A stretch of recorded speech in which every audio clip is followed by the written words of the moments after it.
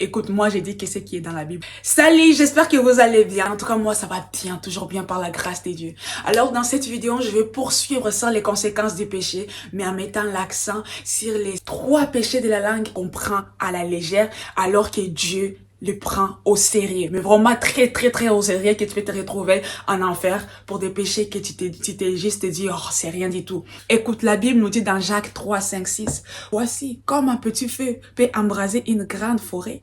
La langue aussi est un feu, c'est le môme de l'iniquité.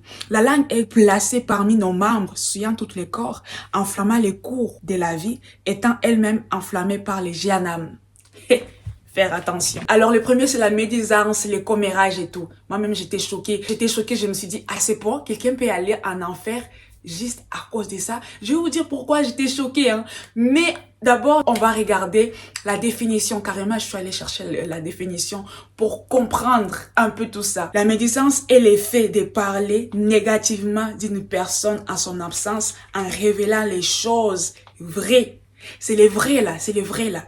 Vrai ou fausse dans le but de nuire à sa réputation. Et en fait, le péché là, c'est le fait de détruire des amitiés, le fait de diviser, le fait de nuire à la réputation. Souvent, le problème n'est pas la nouvelle ou la chose que tu vas dire, mais la façon dont tu vas l'expliquer, la façon dont tu vas le dire. C'est des fois, on est là, on veut tellement descendre quelqu'un qu'on va même en rajouter, on va dire, mais il a fait ça, mais tu vois la personne, je te disais, il a fait ça. En fait, c'est la façon dont il exprime et les émotions dont il dégage qui vont déterminer si la personne qui t'écoute va avoir de la haine, va détester la personne ou va juste sentir la compassion ou juste elle va dire des fois le diable se cache dans des personnes.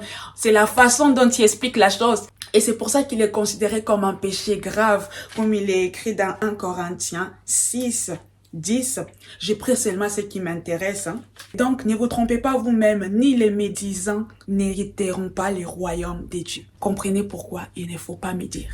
Parce que c'est grave. Et il faut prier Dieu qui nous aide. Parce que s'il nous dit d'arrêter quelque chose, c'est parce qu'il sait qu'il nous a donné les moyens pour vaincre l'ennemi. Deuxième chose, c'est les insultes et les paroles blessantes. Si tu es une personne qui aime insulter, blesser les gens par tes paroles, tu vois, où tu te dis même, il faut que je réfléchisse aux choses qui vont le blesser le plus. Tu vois, ces personnes-là qui se disent qu'il faut que je réfléchisse, je dois regarder des mots qui peuvent la descendre. Eh bien, si tu es cette personne-là, laisse-moi te dire que tu as un cœur mauvais. C'est pas moi qui l'ai dit, c'est la Bible. Il faut qu'on change pour plaire à notre Dieu. La parole de Dieu nous dit, c'est de l'abondance du cœur que la bouche parle. L'homme bien tire des bonnes choses du bon trésor de son cœur. Et l'homme méchant tire des mauvaises choses du mauvais trésor de son cœur. C'est en fait ce que tu parles, ce que tu sors de ta bouche, c'est ce qui te remplit, c'est ce qui suit ton cœur. Quand on sort dans notre bouche les choses mauvaises, ce n'est pas l'Esprit de Dieu qui nous anime. Parce que Dieu déteste même un petit mensonge. Dans Matthieu 5, 22, Jésus-Christ est en train de dire que celui qui dira à son frère insensé sera puni par le feu de la Jahannam. Juste parce que tu dis insensé à ton frère. Et donc j'ai réfléchi, imagine-toi, tu es là, tu dis insensé à ton frère et Jésus-Christ revient. Donc tu pars en enfer. Et au nom de Jésus-Christ, que Dieu nous aide. Alors si tu sais que tu as blessé quelqu'un profondément, répands-toi et demande pardon à la personne que tu as blessée. C'est un pardon qui est sincère, bande les blessures et aide la personne à avancer. Parce que tu sais, des fois on ne se rend pas compte, on ne prend pas nos paroles au sérieux, mais un simple mot peut détruire la vie de quelqu'un. Un simple mot peut briser le cœur de quelqu'un. En plus, quand c'est répétitif, il faut vraiment demander pardon, parce que ce n'est pas pour rien que la Bible nous dit que la langue est un petit feu, mais enflamme les cours de la vie. C'est par notre bouche qu'on peut bénir et par notre bouche on peut maudire. Surtout tes proches, tes enfants. Vaut mieux dire à tes enfants des choses qui vont les encourager, qui vont leur donner confiance, même s'ils n'arrivent pas à faire quelque chose, que dire les choses qui vont les complexer, les choses qui vont les décourager et tout, parce que la foi vient de ce qu'on entend. Il faut que la foi vienne de la parole de Dieu et pas la parole de l'ennemi. Parce que des fois, les diables peuvent vous utiliser pour détruire la vie de vos enfants. Il faut pas les maudire, mais les bénir. Alors, le troisième, c'est moqueur. Si tu es une personne qui aime se moquer, écoute ça. La parole de Dieu nous dit dans Proverbe 3, 34, car Dieu se moque des moqueurs, mais il fait grâce aux humbles. La moquerie est considérée dans la Bible comme une attitude arrogante et nuisible, car même si des fois les personnes qui se moquent veulent les faire passer comme si c'était juste pour rigoler ou de l'humour, non.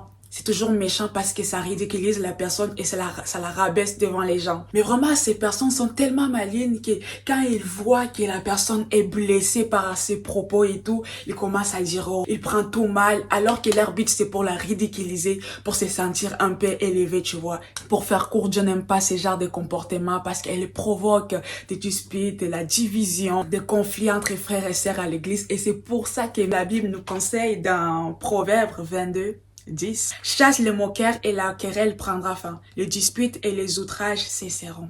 Mais comme nous, là, on ne peut pas chasser les personnes à l'église. Il faut prier pour eux.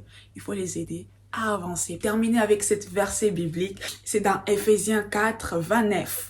Qu'aucun discours malhonnête ne sorte de votre bouche, mais seulement celui qui est propre à édifier, afin qu'il soit agréable à ceux qui l'écoutent. Que tout ce qui doit sortir dans notre bouche doit être propre à édifier, à encourager. Et si tu ne veux, et si tu sais que des fois c'est difficile, tu vois, tu fermes juste la bouche et que tu dis à Dieu de t'aider à changer. Parce que pour que Dieu te change, tu vois, il doit te mettre par des situations qui vont faire en sorte que tu ne dois pas parler. Tu dois juste te taire. Nous sommes les enfants de Dieu en fait. Et nous ne pouvons pas nous comporter comme le monde se comporte. Quand nous devons aller représenter notre Dieu, notre comportement, notre langage doit changer. C'est là où le monde saura que nous sommes les enfants de Dieu. Et c'est là où on verra la différence.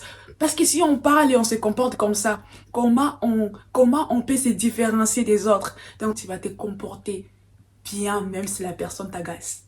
Donc voilà, c'est tout ce que je voulais vous dire. N'hésitez pas à partager, vous abonner, à liker et à très bientôt.